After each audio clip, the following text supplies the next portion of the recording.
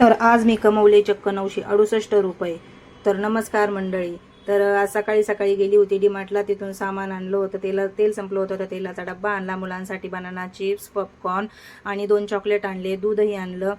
तर असं माझं डीमार्टचं बिल झालं होतं 2242 या 40 असं झालं होतं. तर त्याच्यातून 968 रुपये मी वाचवले. म्हणजेच पैसे वाचवणे म्हणजेच पैसे कमवणे. तर अशा प्रकारे आज मी चक्क कमवले होते 968 रुपये. तर नंतर लागली होती नाश्त्याच्या तयारीला.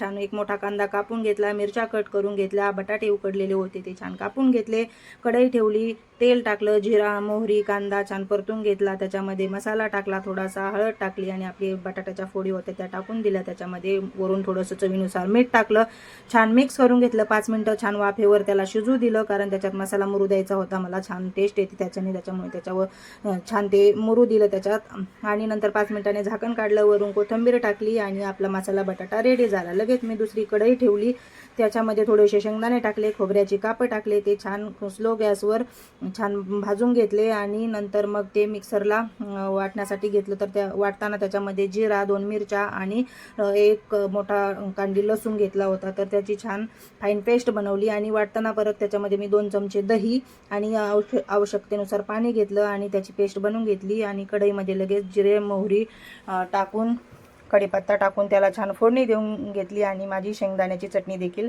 रेडी झाली. तर याच्यावरून तुम्हाला कळलं असेल की मी काय बनवत आहे. तर मला बनवायचा होता डोसा आणि त्याच्यासाठीच त्याच्यासोबत खायला लागणाऱ्या ज्या वस्तू असतात, जे पदार्थ असतात ते मी बनवत होते, कारण आमच्याकडं डोसा म्हटला की चटणी, बटाटा आणि सांबर असं सगळं लागत असतं.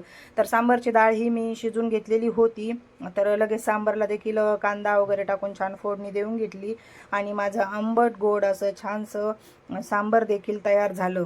तर डोशाचं पीठ हे मी रात्रीच भिजायला ठेवलं होतं, म्हणजे काल सकाळी तांदूळ डाळ भिजत घालून रात्री वाटून ठेवले होते आणि बघा किती छान फर्मेटिंग पीठ झालं होतं. तर लगेच इथे मस्त छान माझ्याकडे असा लोखंडाचा तवा आहे मोठाची मोठा, तर तो ठेवला आणि मोठा असा डोसा बनवला आणि आज पहिल्यांदाच तो डोसा एकदम परफेक्ट निघाला. पहिला डोसा एकदम परफेक्ट निघाला आणि गरमागरम असा मुलांना खायला दिला. मुलांनी गरमागरम डोसे, सांबर, चटणी, बटाटा एन्जॉय केलं आणि त्याच्यानंतर मी माझ्यासाठी गरमागरम डोसे बनवले आणि नाश्ता केला.